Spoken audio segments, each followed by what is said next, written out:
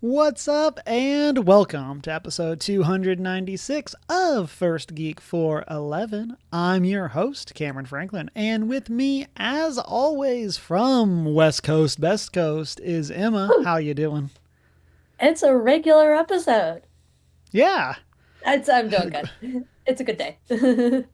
that's good to hear. I think we talked about this last time we did a regular episode, but like, it's so Yeah. crazy that when we're only doing these monthly, of like circle back up. It's like, oh yeah, it's just us. We're hanging out. We're chatting geeky news, Wow. and so it's kind of weird, like just going to these as such a more rare occurrence now until we get through Daggerheart, and so, but. As we talk geeky news tonight, we're talking Disney versus Doctor Who, how we're supposed to just keep waiting for Elder Scrolls 6, and then talk a little bit about Stranger Things. Before we get into all of that, you can find us around the internet as One Geek 411. Check us out in our Discord server. Shoot us an email at 1stgeek411 at gmail.com. Watch live on Twitch and YouTube Monday nights around 7:30 Central Time. And you can also find the VODs of our shows, spoiler casts, book club, Daggerheart actual play, sessions 0 through 6, all over Woo. on our YouTube channel. And then you can also check out our Redbubble store for that merch. Before we get into the news, it's always fun to catch back up, see what we have been up to. Again, I'm sure I made the same caveat the last time that we had a regular episode, but since we are doing these monthly, please feel free to share what you have been up to on a wider time frame than just the past month Yeah. or past week. So, and what have you been up to, Emma? I have been up to many things. Um, let's see. For the week of Halloween, I flew out to Boston and hung out with my sister and her family, which meant hanging out with my cute little nephew who I love so much. He was 2.5, so this was his first like proper Halloween where he could actually Oh, engage with the activity of trick-or-treating, which was part of why I wanted to go and hang out with him for Halloween. So I was like, yes, this is my favorite holiday. I want to share it with my nephew.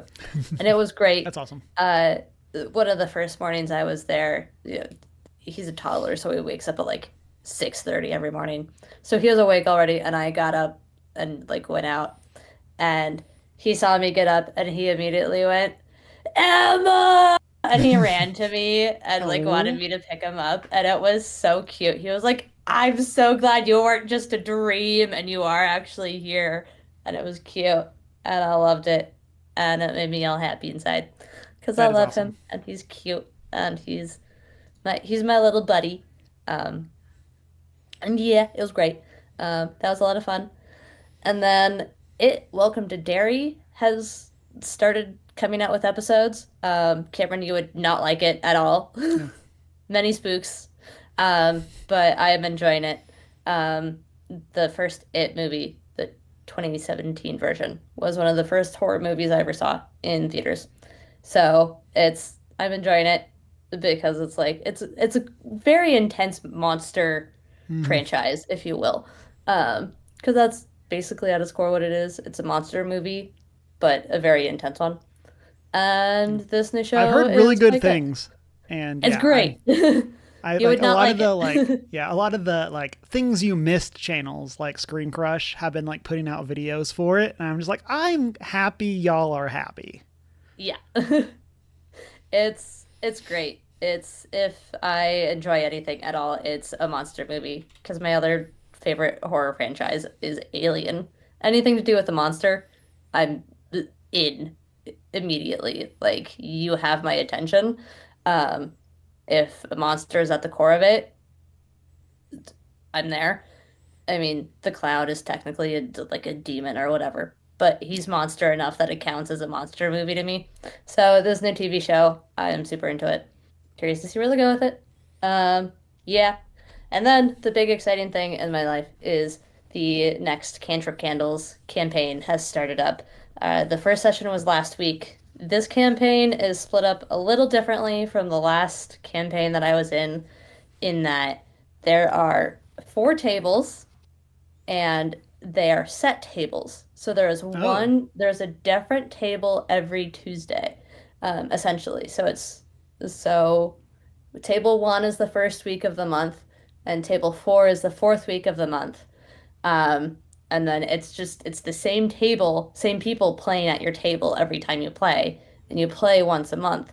But then the other 3 weeks, there's a different table, and they're playing in the same kind of campaign. hmm. And our DM is kind of having it be like not like alternate universes, but like a halfway an alternate universe and halfway just like, oh, you exist in the same world. You're just all on different ships that have been sent off from the Hmm. same center point. Um, so it's going to be kind of fun and interesting to see where this goes. But I am playing a halfling druid, a moon druid, who is also, I've talked about this in the Discord, who is also a marine biologist, because if anyone knows me well, it's that my alternate career path dream was to be a marine biologist, As of you're wearing course. a research college, like, As I wear my Ocean Research College Academy shirt, which was kind of intentional.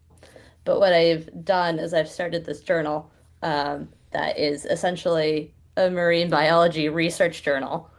And I've done like drawings and things in it yeah, of that's like awesome. actual animals with scientific information. And then I have this is the like the classification tier list. So like kingdom, phylum, class, order, family, genus, species. And then this is the anatomy of a shrimp. And then I just finished today my giant Pacific octopus, which I'm so proud of it, and then a bunch of information on that, which is upside down. Um, and Yeah, that's so so cool. I'm just filling out this journal with eventually I'm going to start putting in actual D&D monsters, and I'm going to start making up the science entries for D&D monsters. That's so cool. Because but at first I have to be like, okay, I have to actually understand some of how this works and Hmm. how we are classifying animals so that I can then apply some of that logic to D&D monsters. And then I'm also going to include like I'm going to have a separate journal notebook for actual like while we're playing D&D for like all of the math and stuff, and then I'm going to put into this journal entries from the perspective of my character who's like, and today we did this thing and ran into what's his face. So it's like a summary of the session. It just more neatly Yep. confined and Yeah, it's stuff. like an And in-world yeah, book it's an versus. in-world. This is a physical manifestation of her in-world notebook. And her Hmm. name is Aster Madrona, which are both plants native to the Pacific Northwest, which is Nice. where I'm from, and Nerd. is also obviously like this is my obsession of a lifetime. Like I am not me without the ocean and the Pacific Northwest. So I love her and I'm excited. My first session playing as hers tomorrow, and I can't wait to tell you all how it goes. And That is so obviously cool. I'm excited I'm because so hyped obviously. for you. And I love the So journal. yeah. Like, I know we had a great conversation at PAX West because you were like working on this character and kind of building out like the core of who they were. And I remember Yeah. us like talking about talking about journals and notebooks and stuff like that. Yeah. And I just love that as an idea. Like I know I've seen videos of people that like Jenny D put out like building like a journal for your character and stuff like that. Yep. And I've seen some other ones before. She may have also done this, where it's like the in-world spell book for your character, where like Yep. you are a wizard and like you build like a literal book of like made up spells and stuff like that. Yep. As your character grows, you add more pages of like you gain fireball, you write down the Yep. incantation and like all this kind of stuff. And like I Yep. think that stuff is so fun and it's such a cool like immersive way to get into the character. Like Absolutely. And that's so this is fun. one of those things that like obviously I'm having a lot of fun doing it. I have a little pile of colored pencils that are just out on my desk that are just gonna live there for the next year and a half or however long. But like this is one of those things that I would not be doing if I didn't know for certain that this campaign would actually see an end. Like, Yeah. the nice thing about this campaign is because of the way it's set up and because it's at what is essentially a third space, a candle Yeah. store, there is a guarantee that this campaign is going to like start and then also have an end. And like it's not going to just fizzle out. Hmm. If there was the slightest chance that this campaign was going to fizzle out, I would not be putting this kind of effort Yeah. into this character before the campaign even started. But because I know, like, yeah, we are going to actually get to see an end for these characters, I'm more willing to put in that time and that effort. Also, Hmm. because the DM put in like 80 hours into homebrewing this campaign, so I'm like, he is as serious about finishing this campaign as anyone else is who wants to play in it. So I'm going to then return the favor by putting 80 hours into a journal for my character because Hmm. that just seems fitting. So I'm Yeah. excited. I can't wait. A lot of the other characters that are at my table sound super fascinating. We've got an animated dive suit, um, Okay. which is going to be cool. One of the other tables has one of my good friends is playing a ghost that is haunting her ship, and I am excited to see how she and our DM do that because Hmm. they've homebrewed some stuff. But she pitched the idea to me a couple of weeks ago and was like, I don't know if the DM will let me do it. And I was like, he will. That's a Yeah. really cool That's idea. super He's cool. he's gonna let you do that. So I'm excited and I will tell you all how it goes. Yeah, I'm so excited. For you, I'm excited to hear about it. Like, I love your cantrip campaigns and like getting like our updates, and I'm super jealous. Like, Yeah. I've talked about before of like I have an I think that's the last thing. So we can kind of transition to my stuff with this as well. But like Yeah. I've been loving my Marvel Multiverse game. And so that's the Marvel TTRPG that I'm running. We just had a session this past week. It was our first like full session in like 3 months, basically, because like we were missing some people last month. The month before we did a one shot, and then like so it was like 3 months. That was like the last time we were playing like these characters with a full group, and like playing that in person is so much fun. It's my first time like having this like buy-in from all of my players for a physical game. Yep. And so it's super fun and I enjoy it. I'm hoping at some point I want us to like dress up as our characters, and I think I might dress up as Uatu the Watcher, and Nice. kind of have that be the like why since I'm the narrator, but here's a character in universe I could dress up as, and so that's kind of like on my bucket list. I haven't discussed that with my players, but at some point, like maybe for our final session or something like that, we can dress up. But that group is running through the Cataclysm of Kang campaign, which is currently the only like published adventure for Marvel TTRPG, and they just finished rank 2. And so they are Good for them. from our one shot that we did over on City on the Hill. Like y'all were rank 3, so they're like finally hitting that point after like 7 sessions, 8 sessions, I think. And so I'm very excited for them to kind of get to continue to develop out their characters. I think some of my character or some of them might be going and like redoing some of their characters of like adjusting stats around and like figuring things out there now that they're like much more like in the system. And so I'm excited to see what they bring for the next time that we get together. And then hopefully in the new year, like we've been doing monthly, my goal, and we were talking about this on Saturday, was doing like 2 in-person sessions, like one a month, but then having like an in the middle online session. Mm-hmm. Because then like that would be easier just to kind of gather people at a different time and run that session instead of having to have everybody meet up. And so kind of getting to try the mix of like, yes, this is both online, but is also like, we also still get the fun of an in-person campaign. And so, Yeah. yeah, so that was really cool. I'm excited. I love the system. It's super interesting. some of it gets really weird of like they like two-shot my boss. And I was like, Wild. okay. Good for them. Like, I mean, yeah. Um, and as you know from when you play it, like since it's a D6 system, your odds of critting is 1 out of 6. Mhm. So it's like it happens quite often. And they had, I think, 3 criticals in a row in like an earlier fight. And I was like, Wow. and Wow. so, um, and so yeah, it was crazy. Ton of fun, hype for them. Like superhero as a genre also just plays so well into TTRPGs because it's so Yep. unrealistic to begin with. Yep. Yep. Of like they were asking a question and it was like y'all literally have a character with super strength. Like that. It's not that they're strong. Their power is literally super strength. Like, Literally the Hulk. You literally have the Hulk on your yeah. team.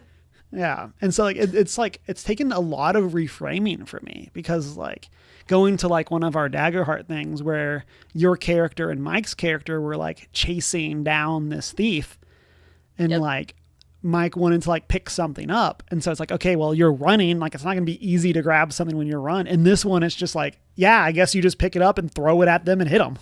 Like, Yeah. it's so much different when you start at that place versus like starting at this, like, for a lot of even like fantasy TTRPGs, like there's still like a degree of like realism in the sense of like, you might be an amazing fighter, but like you're still a human being or insert fantasy race or whatever. Like there's still like the limit of like, yeah, but you can't jump 30 stories into the sky.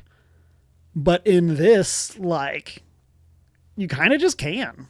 Like, You're kind of a superhero. So, yeah, like at a certain you point, know? like, can they do that? No, not right now. But like, eventually they'll get to that point where like they're Hulk, Captain Marvel-esque characters that are just like, yeah, I want to like punch a hole through reality, They shrug patrol building in a emoji. single bound. Yeah. And so it's super fun. Like I said, I'm really enjoying it. Looking forward to playing more. Over in the video game world, I have still been playing a lot of Hades 2 post game. We had our review so far last time we got together and chatted through that. Emma, this post game is bananas difficult. Yeah. Like, Are you playing like the with the pillar where you can add on challenges to the Yeah. yeah. Yeah. So I think this is how the first game was. So like, I'm not going to go into specifics, but like, They had that this option is, for the first game. yeah. Like, I think this is like pretty spoiler free just in terms of how they do their games. But like, once you beat the game, there are 3 levels of difficulty where they want you to ramp up what they're doing with those challenges. I've completed 2 of the levels and I am brick walled so hard on the 3rd one. Oh boy. Oh buddy. I think I'm at like 60 hours in the game and I think I probably beat the game around like 2025. And so like I've like doubled or maybe like 35, but like I've basically doubled the game in post game in terms of what I'm doing. And I think I spent probably like 8 hours this weekend not getting anywhere Yep. in That that, sounds in about like in right. that 3rd difficulty of like, Yep. man, of like, or I would almost get the build I wanted, but I was missing one thing or like stuff like that. And so, it's definitely getting that one more run and then like trying to like figure out what I can increase difficulty on, what I can't. Like, are there bosses that I can fight the harder version of? But like that kind of thing. And so, but so that's really cool. I also, over on Cameron plus Deanna, I beat Viewfinder this past stream. And so I started that before my Lorcana stuff took off and started getting super busy. And so it ended up only being a 2-session game, about 4 hours for like to beat. But it took me a month because I played it, stopped for a long time, and then played it again. And so, really interesting like puzzle game. I'm looking this up. This is like Yeah. an optical illusion game. Yeah. Yeah. So it plays a lot with Oh, this perspective. is so fun. Yeah, I think it's on Yes, PlayStation continue. Plus. So, Cool. um, but yes, like the core gimmick, and not like every level does this, but like the core gimmick of the game is you take a picture of like a chair, and then you can put that picture and like let go of it, and it puts another copy of the chair in the world. That's cool. So like there'll be a level where it's like, okay, well you need to get across this chasm. So you take a picture of the bridge and then place the bridge in an Yep. additional spot, and now you can just walk across. And That's so cool. yeah, and so it's super interesting. I don't remember if there was any specifically like really difficult puzzles in the first one, but there was one this last stream that I had to look up because I was just like, I'm clearly missing something and I'm floundering. Like, I'm gonna just look it up, and the solve was really cool. But and so yeah, the only thing I will say I kind of didn't like is that the final challenge is like a timed challenge, and I was like, it's not like the time is hard, like you have more than enough time, but it's like the time is annoying, and then like it definitely felt that I didn't understand what I needed to have been doing, and so I lost like 45 seconds on the very first thing. And I was just like, okay, but like, how would I have known to do that? And so, and Yeah. there might have been another solution, but like that was a solution that was super obvious. And then like I got stuck, and then it was like I was just out of time. And so, um, but other than that, I really enjoyed the game. Um, Speaking of Lorcana, this past week we got the release of our new set, Whispers in the Well. Hey. Kind of Halloweeny, kind of spoopy. It's adding Black Cauldron, The Legend of Sleepy Hollow, and Gargoyles to the game. And Ooh, so that fun. has been really cool. And so I got a trove and a booster box for that, opened those up on Friday, got some cool cards. And so that was pretty great. I posted some pictures of those over in the Discord. And then over on Cameron plus Deanna, I also went to DLC Milwaukee, which was like a 2,000 person tournament. And so that was why we missed one of the recent podcasts, was because I Yep. was there. And so that was a lot of fun. And so I played in two different events, the main event and then a separate event on Sunday. And so I talk through all my matches for both of those. I kind of give a review of the event as a whole. And then I also take a look at some of the new cards that are now out in Whispers in the Well. And so definitely people can go check that out if they are interested. And then not a lot of specifics here to say, but I also have been watching Only Murders in the Building, which just finished season 5, and then Abbott Elementary. And so Nice. both are fantastic shows. I have really liked Only Murders in the Building, and that they've, for a show that has a concept that feels like it would get old, I really like how they have kind of invigorated it with each season to where it still feels like the same show, but also doesn't feel the exact same as the previous seasons. So Yep. I think they've done a great job with that. Good. But yeah, with all of that, chat viewers, let us know what you have been up to this past week ish, couple weeks, whatever. What have you been watching? What have you been playing? What have you been reading? And we will chat about that either in the comments or over in the Discord. But let's jump into our news topics for the week. Emma? Oh, sorry. Actually, before we get to the news topics for the week, quick shout out. There is a PlayStation State of Play and a Nintendo Direct this week. Since Ooh, we're only exciting. doing monthly news episodes, we will not talk about them other than right now. So go watch those, and we'll chat about them over in the Discord. But just I did want to call out those as like two cool pieces of news, but because of how things are for us right now, we're not going to be able to chat about them. So now, first actual topic, handing it over to you, Emma. Yeah. Okay. The piece of news I've got is that Disney has pulled its funding slash deal from BBC Doctor Who, which sounds like a bad thing, but in reality, anyone who's a proper fan of Doctor Who is celebrating this fact. Um, I said way back when it was announced that they were doing a partnership for Doctor Who, I don't like that Disney has its fingers in Doctor Who. I hate everything about this. And they have since pulled their partnership, and it's great for us. Um, Official news or reasoning is that they didn't like the how ratings were doing, yada yada yada. If you want my honest opinion, it's because it didn't hit with the American audience in the way that they wanted it to. Um, in my personal opinion. Um, Here's the thing, it's a very niche show for a very niche population of people. So it's never going to hit with the large group of Americans that you want it to hit with, or British people, or whoever at all. Um, it's going to hit more with British people because it's been around for 60 years and it's a tradition in England to watch the Doctor Who Christmas special when it comes out every Christmas. So that's just like a cultural thing. Um, but yeah, it's just you're not going to get the American audience that you hope for with a show like Doctor Who. Another thing that's talked about a lot is ratings flop. Here's the thing with Doctor Who. I've been at this for 18 years at this point. Say decades. Yeah, decades.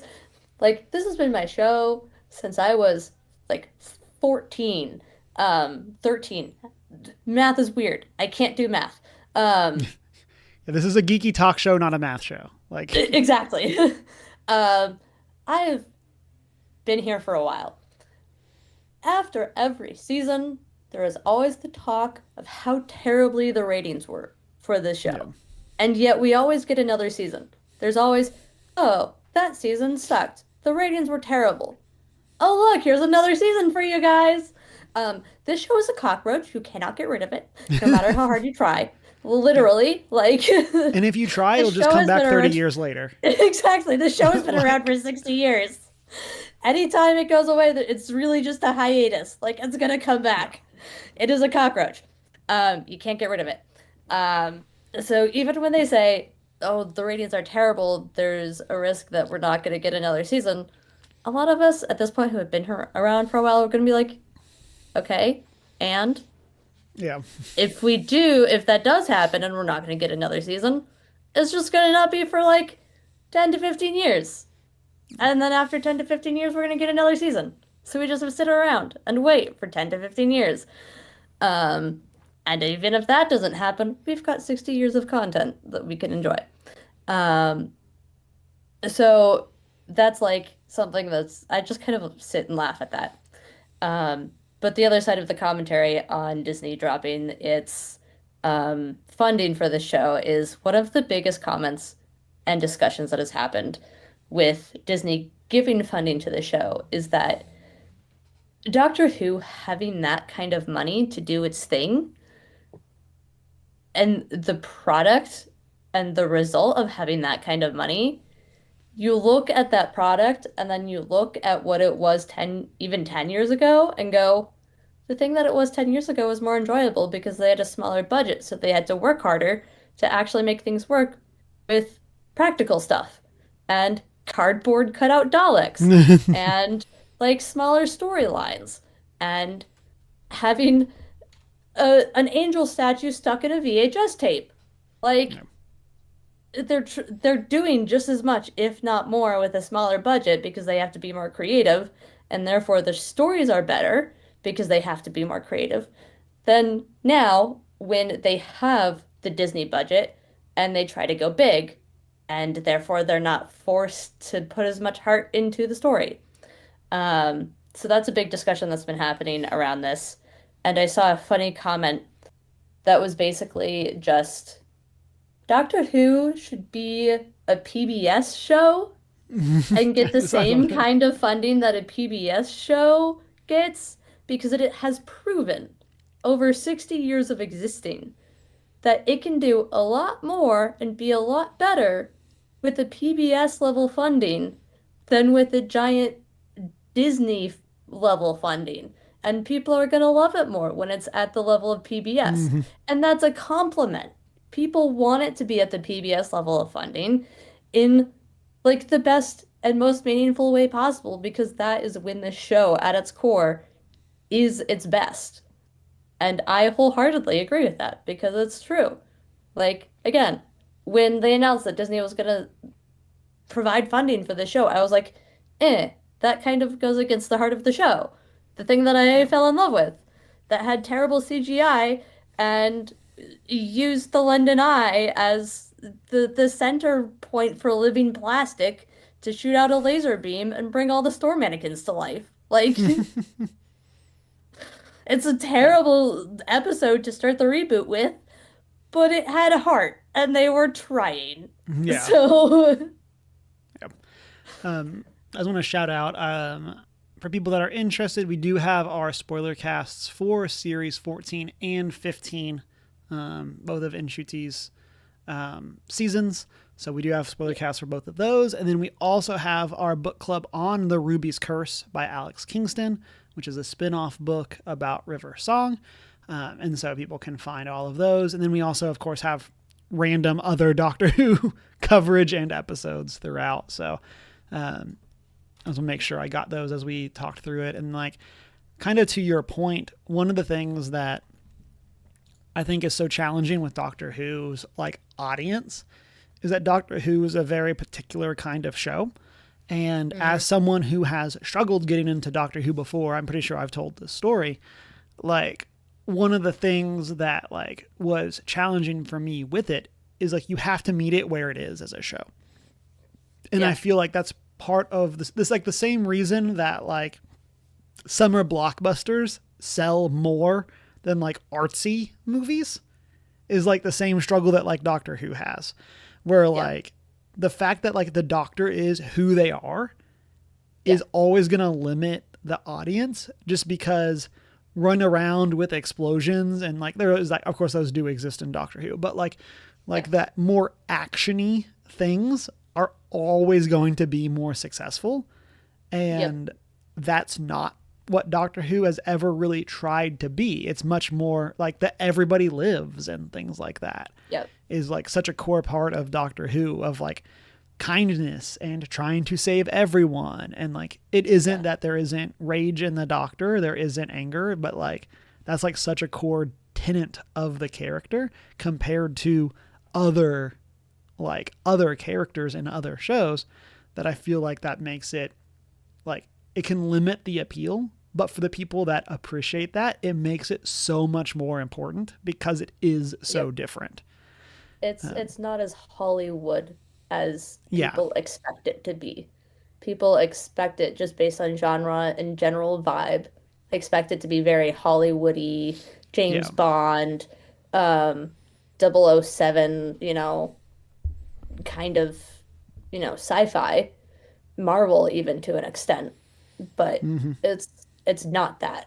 It's just Right. we're just gonna show up on this planet and there's a mine in lockdown and we're gonna save everyone from the mysterious shadow creature. Hmm. Yeah. So it's more alien in some ways. Um, Yeah. but yeah, Yeah. Kind of to your point, like I, it's always hard to be like correlation versus causation when it comes to stuff like this. Of like, I definitely wish like Inshuti's seasons would have been better. Like more specific thoughts go check out of like yeah, for both you of and me both. these, like there are definitely episodes like that I think were huge misses Hmm. and even episodes that I thought were good. But like there was a huge miss not having these two episodes tie in together, or like we Yeah. talked about it Or with the having this finale. storyline be a two-episode storyline rather than just a one. That was a Yeah. big comment that we both had. Yeah. And so there's like so much of that in these two seasons that like as much as I really liked Nshuti's Doctor, like I also really wish that a lot of stuff had been different, probably at no fault of him by any means, Yeah. but Yeah. like there's definitely stuff there that I wish like would have played out differently. And like even with Inshuti leaving the show. And like now we're going to be moving on, presumably because this, like, one of the rumors is because it took so long to finalize if this deal was going to continue or not. And so I like am really hopeful for future seasons. I hope that we can find other like stories that we can tell to connect with people. And I like one of the things I think Inshuti's character did so in his version of the Doctor did so well is like how it handled like expectations of the Doctor. And like I say this because I haven't seen Jodie's season, but I would assume it dealt with some of those same themes as well. Yeah. Or similar themes, I guess I should say, not same. Jodie's seasons but, like, also fell to the risk and struggles of just like the showrunners. Like she was handed things that weren't working and she did her best to make it work. Yeah. And that you basically beat me to it. Like that's kind of how I feel with Inshuti of like the fact that the finale is what it was is like not like a great thing. I know we've seen like some like behind the scenes type stuff of other like either like deleted scenes or alternate versions that were shot that ended up not being used and stuff like that. Of like there's a lot of really interesting ideas, but because of all of these other things happening, it's like it's really hard to like actually land the plane when it comes to those things. And so hopefully with whatever it is that we see with the Doctor for series 16, like we'll get some cool stuff and we'll get some more like developed out stories. And yeah, I'm hopeful. Yeah, me too. We will be getting a Christmas special for 2026. I think that's next Christmas, not this Christmas. Yeah. So we're not getting one this Christmas, but we are getting one for sure next Christmas, which that's the only officially announced thing as of right now that we're getting, but that's a good sign that we are getting another season of the show because they wouldn't greenlight a Christmas special if there weren't, solid things going on in the background for another season.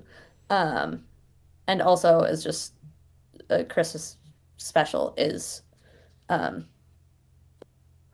the core of the show. Like as I just mentioned, it's basically a tradition for a lot of people in England to sit down at Christmas and watch one of the Doctor Who specials because that's something that they've done for so many years. So it's whatever happens next, there is good signs that it's going to keep going. It, again, is kind of a cockroach. You can't really get rid of this show. It is ingrained in too many aspects of the universe at this point to get rid of in any full proper capacity. So it's kind of like Star Wars or Star Trek in that matter of just like it's around. There are audiobooks, there are actual books, there are podcasts, there are games, there are comic books. Like we've got so much. We're happy. We're content. We can entertain ourselves with this for years to come. Yeah. Listeners, hit us up. What do you think of Doctor Who getting a new Doctor, the Steel going through, all that kind of stuff? Or falling through, I guess, not going through. But let's jump over to our next topic, which is the highly anticipated game, Elder Scrolls 6.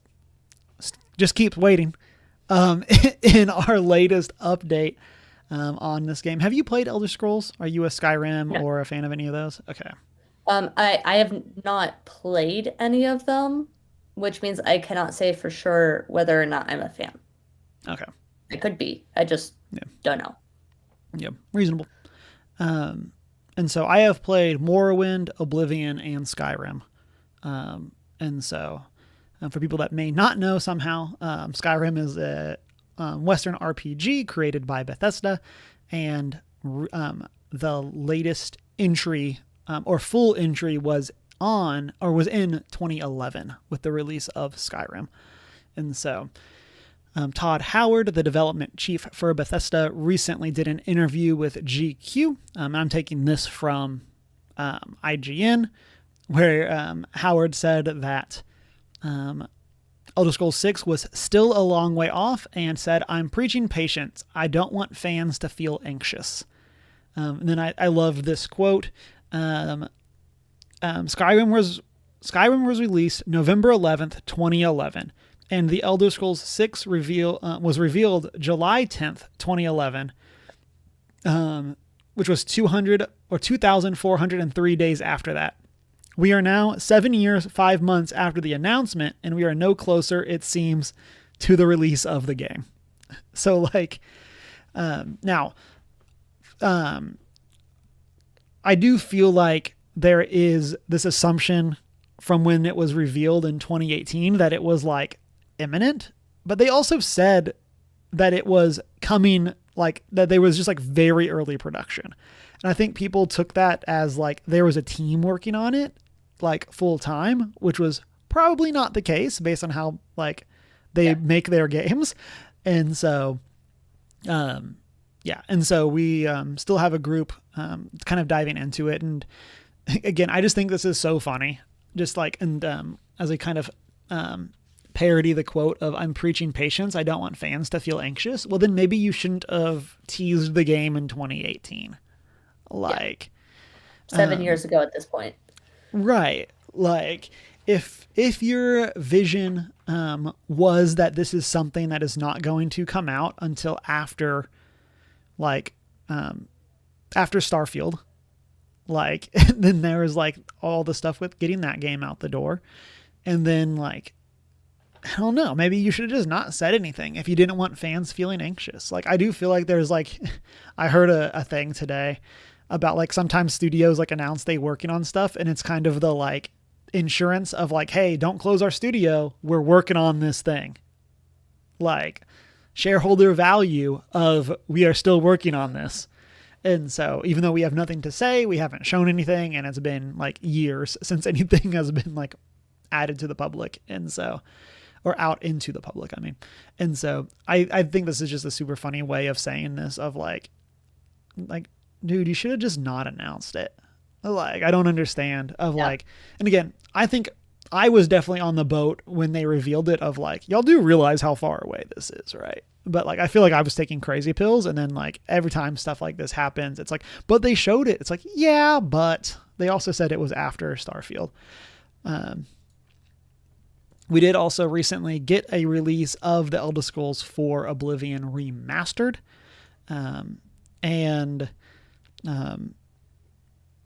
And so that was also something that we have seen more recently. I know I have some friends that have been playing that. Oblivion, I feel like, was the Elder Scrolls game that, like, went public and then, or, like, went big in the public, and then Skyrim just, like, blew everything away. And so I have a soft spot for, like, Oblivion for that reason, and, like, all of its jank, but, like, I have not had a chance to go and play the remaster. And so I am. Now here's a real question. Yeah. Do you think we're going to get this first or GTA 6 first? Oh, I think there's no way we don't get GTA 6 first. There you go. Yeah. Also, as in the references, we did just get a delay for GTA 6. It has been pushed from May of last year to November of next year. Yeah. I think there's no way that we don't get GTA 6 before. I would not be shocked if we get GTA 6 before we get an actual trailer with gameplay for Elder Scrolls 6. So then, like, the new running joke culturally is, I can't believe we got blank before Elder Scrolls 6. Yeah, this kind of ties in with our next and kind of final piece of news, but the guy who plays Dustin in Stranger Things was asked about the GTA 6 delay, and he was like, we did a whole series of a show between the release of GTA 5 and GTA 6. And I think that's funny because Stranger Things has had an awful release. It's like schedule and timing and stuff like that. Yeah. So it's really saying something. Yeah, but it's just like it's also so funny that like that again, we are currently at 14 years between Skyrim and Elder Scrolls 6, and I would be shocked if we get Elder Scrolls 6 before like 2028. Like Yeah. just based on how long like it takes for Bethesda to make their games, which like is not a bad thing. Should take the time that you have. But yeah, I think it's so funny. I am hopeful for whenever it is that we get to see Elder Scrolls. I feel like Bethesda games are in a different place now because we have so many well-polished open world games compared to like when like Elder Scrolls was in its peak and like when the Fallout games were coming out, there was kind of like this, oh, it's janky, but that's because the game is so complex. And then now we have things like Baldur's Gate, which is like not a full open world, but very like possibilities driven. And then just like so many like random other open world games that are so good and do it so well and are so like well polished. And like I'm so curious to how like Starfield didn't land. I had some major complaints about how that game was built and was designed, and like they fixed some of that stuff. I haven't gone back and played it, but like I am just like so shocked, and I'm so curious to what this game is going to be when it comes to like actually playing Elder Scrolls 6, hopefully before I die. And so Hopefully. yeah, hopefully. And then our last topic, as I teased earlier, is we got the trailer for Stranger Things Season 5. Let me pause the YouTube before it plays the music. With the release coming November 26th for Volume 1, and then Volume 2 coming on Christmas, and then the finale being on New Year's Eve. And so we're getting a 3-parter. They did multiple parts for season 2 or season 4 as well, which I think overall was a really good thing. I liked that. I think I probably would have put the break in a different spot, but like overall, I really liked the vibe. Yep. It's funny how we have gone from the like I love binging shows like back to the like an episode a week feels good. Yeah. I much prefer an episode a week because then I get something to look forward to like every week. I get to go, oh, that's right. The next episode of such and such came out. I'm so excited to watch it. And it's great. Yeah, I'm right there with you. I like, well, it is cool to like be able to binge a show. And I love that like people, hey, you can now just wait because it's all on streaming. Like I know people that like will do that with the Marvel shows of it's just like, hey, I have no desire to watch Agatha all along every week. I'll just wait till it's done. And I'm happy that that's there for the people that want to do that. I really like episodic. I like being able to have the conversations and theories around what happens every week. And then I feel like doing stuff like this for Stranger Things is also a good thing. It's kind of a good middle ground where like you get 3 to 4 episodes, then a month later get 3 to 4 episodes, and then in this case get the finale as a third thing. Now, is this just to keep people subscribed to Netflix longer? Probably, but like I do like this, and I'm very excited for us to finally finish Stranger Things. Yeah. Kind of even going to like what you were saying with Doctor Who of like Stranger Things as an IP is probably not going anywhere, or if it is, it'll come back in 5 to 10 years with a new show or spinoff or whatever. Yeah. But I'm excited for us to wrap up this story of it. And,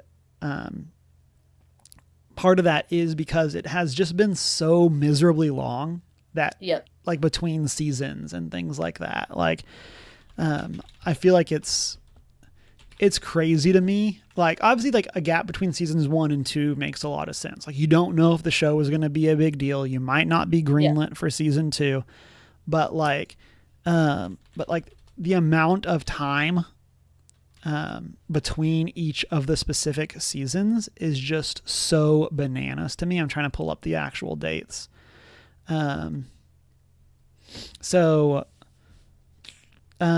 Season 1 came out in 2016. Season 2 came out in 2017.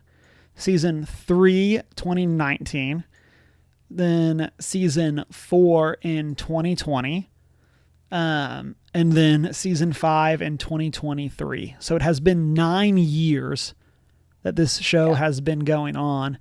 And like the fact that we have people that like are married and like have kids playing like freshmen in college or freshmen in high school is just like bananas. That like we are still here.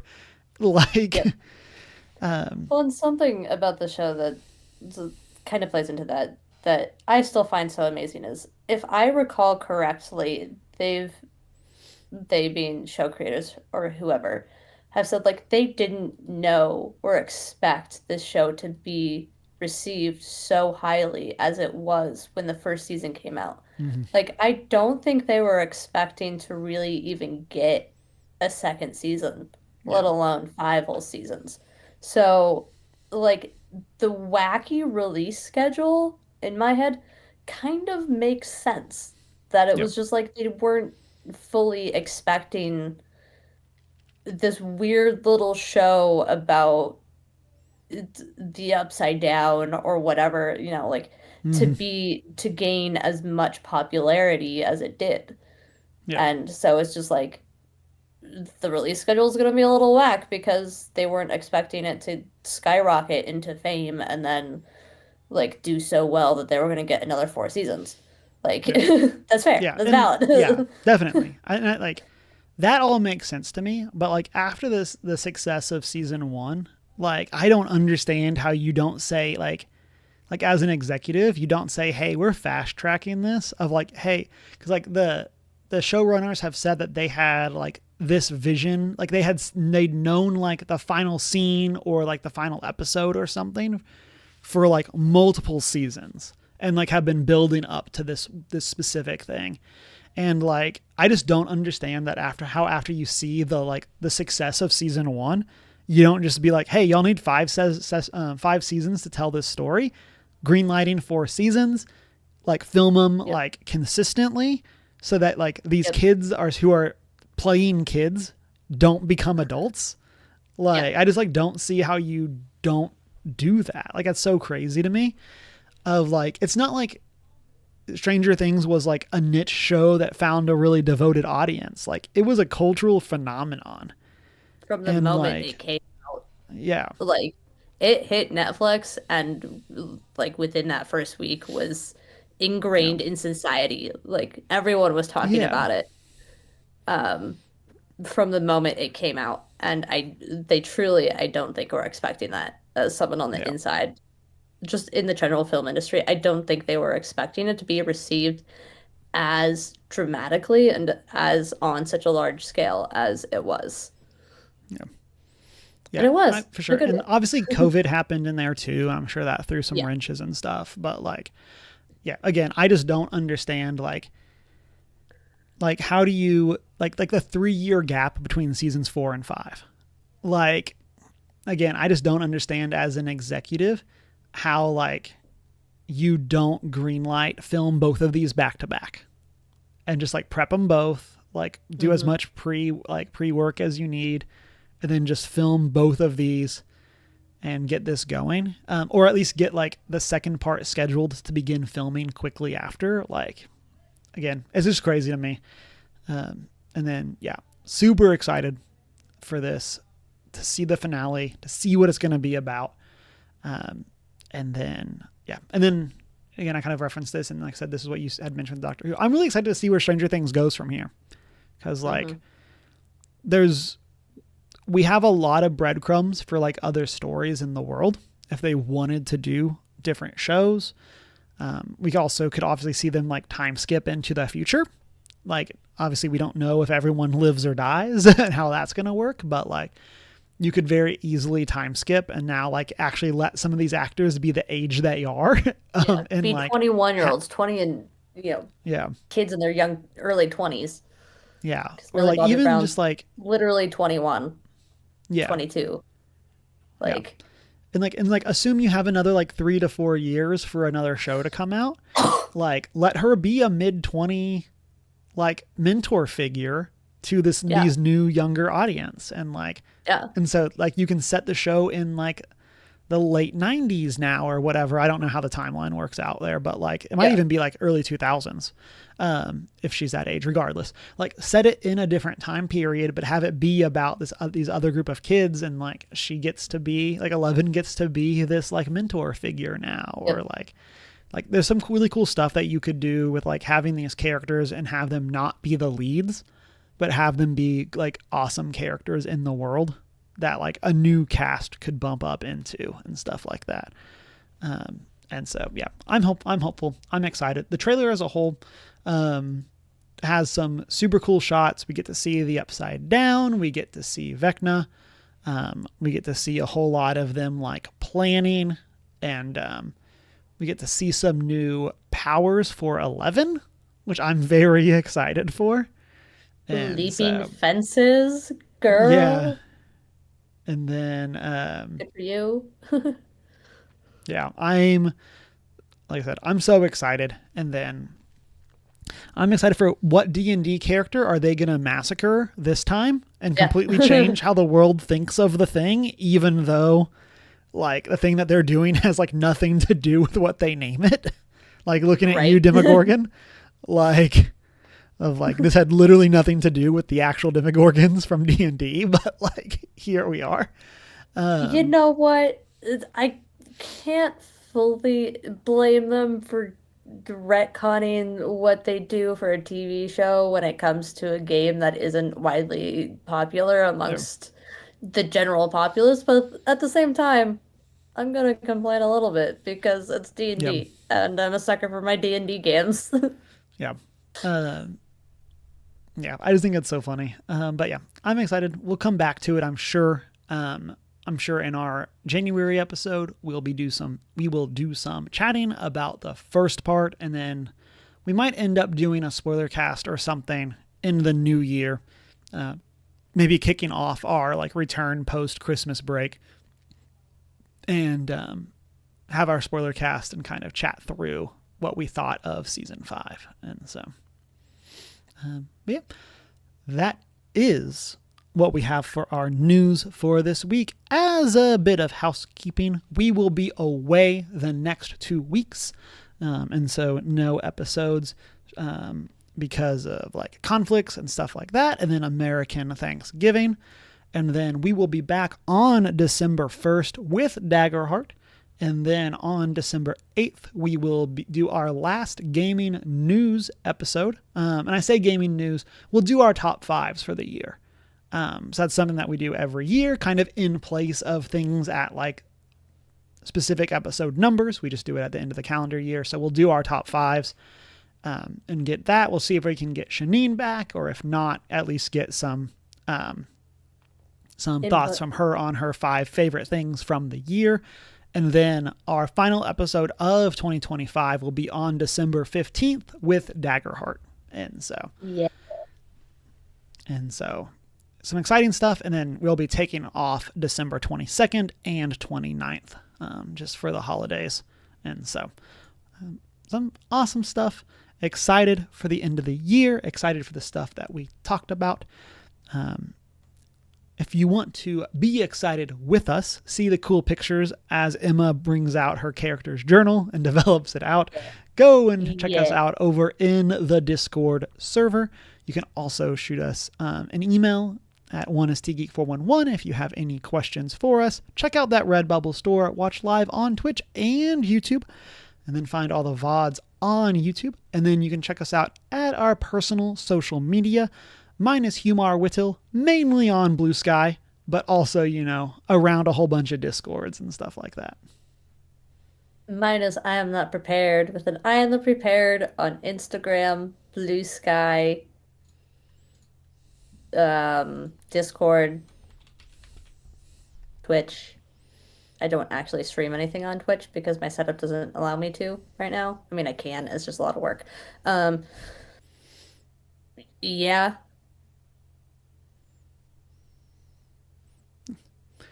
It's been a great week.